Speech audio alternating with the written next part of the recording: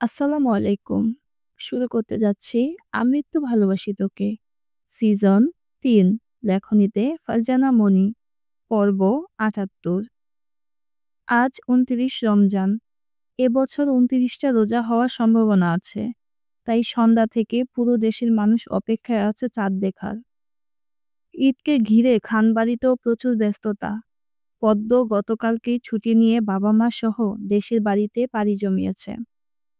তাই পুরো সংসারের কাজের দায়িত্ব পড়েছে বাড়ির ৩ বউয়ের উপর।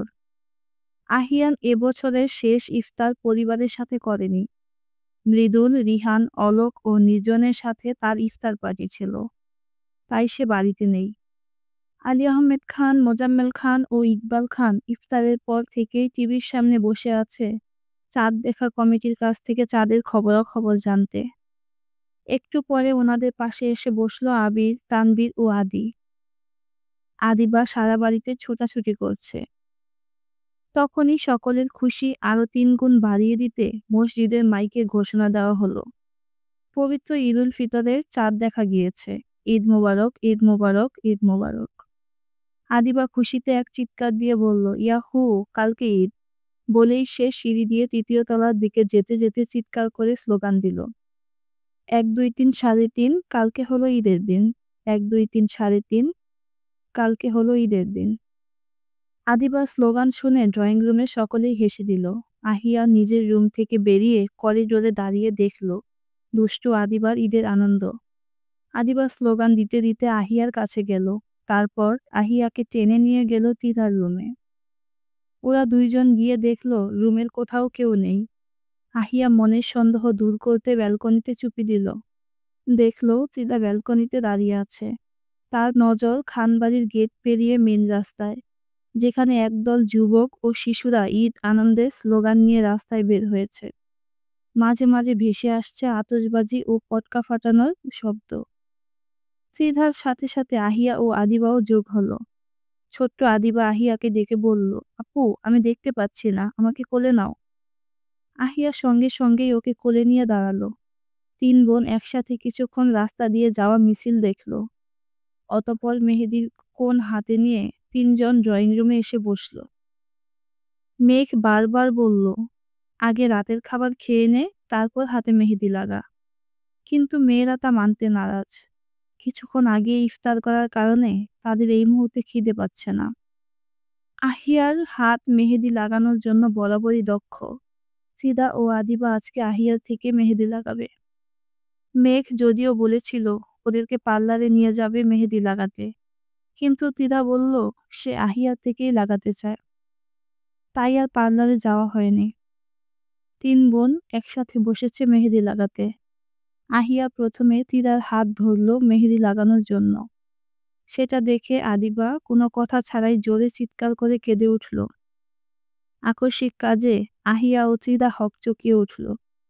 কেউ কিছু বুঝে ওঠার আগেই আদিবা ফ্লোরে পা বিছিয়ে বসে কান্না শুরু করল। আদি এগিয়ে আসলো মেয়েকে কোলে নিতে। সেটা দেখে আদিবা আরেকটু আহ্লাদে ফ্লোরে শুয়ে পড়ল। আহিয়া ও চিদা এখনো থতমত খেয়ে তাকিয়ে আছে।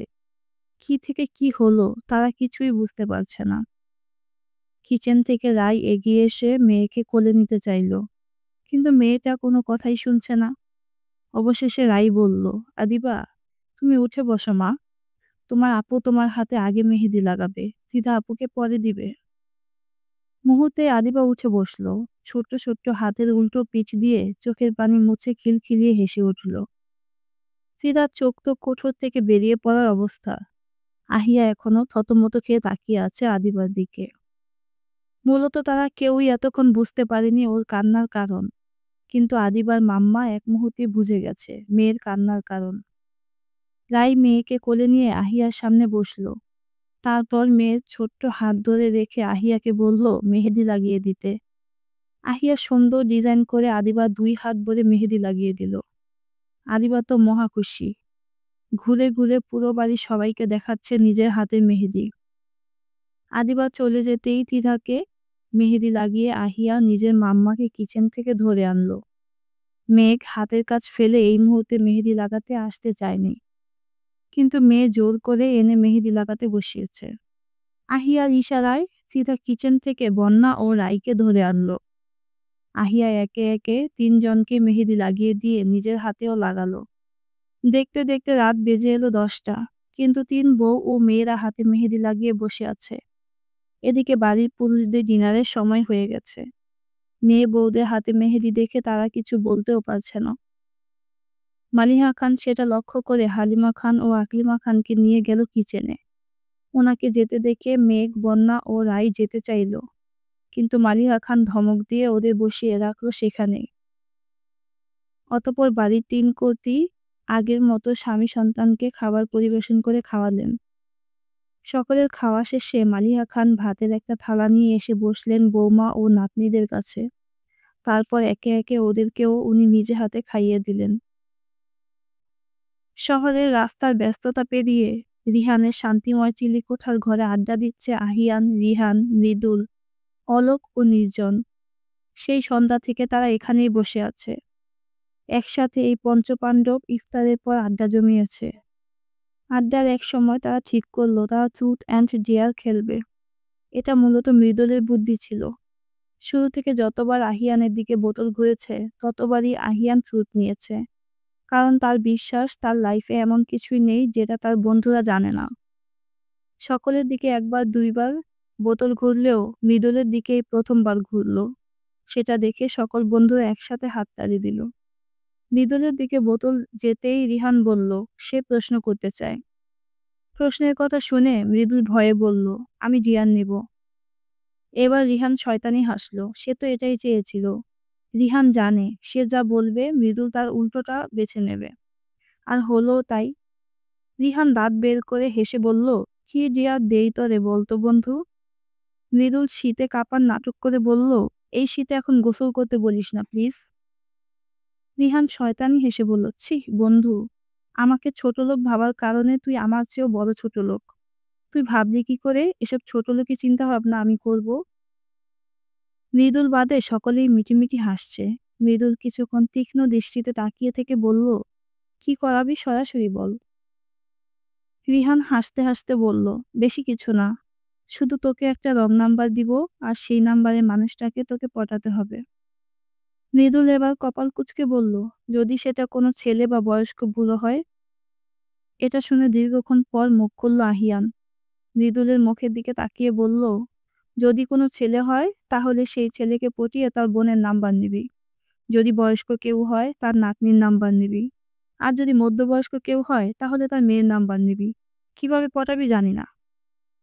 মৃদুল মুখভঙ্গি চিন্তিত করে বলল, আমি এসব পারবো না দোস্ত, দয়া করে অন্য কিছু করতে বল। আমি এসব ছেলে ও বুড়োকে পটিয়ে ফোন নাম্বার নিতে পারবো না। প্লিজ বন্ধু, অন্য কিছু দে। তখনই পাশ থেকে অলোক বলল, তোকে কে বলেছে ফোনের ওপাশের মানুষটা ছেলেই হবে?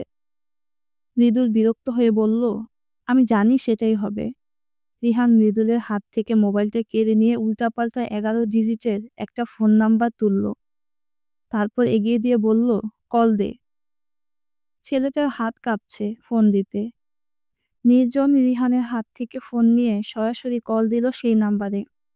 তারপর ধরিয়ে দিল মৃদুলের হাতে। 4 বন্ধু বেশ মজাই আছে, কিন্তু মৃদুলের বুক দুরু দুরু কাঁপছে।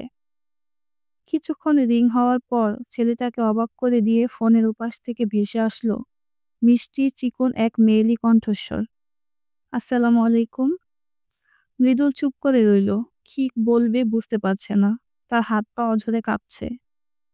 পাশে থেকে বন্ধুরা ওকে উৎসাহ দিচ্ছে কথা বলতে। ছেলেটা কাঁপা কাঁপা কণ্ঠে বলল, ওয়ালাইকুম আসসালাম। কে বলছেন? মৃদুল চুপ করে থেকে বন্ধুদের দিকে অসহায় দৃষ্টিতে তাকিয়ে রইল। সেটা দেখে পাশ থেকে অলোক শিখিয়ে দিল, জিজ্ঞেস কর কেমন আছে। মৃদুল নত কণ্ঠে মিনমিনিয়ে বলল, কেমন আছেন।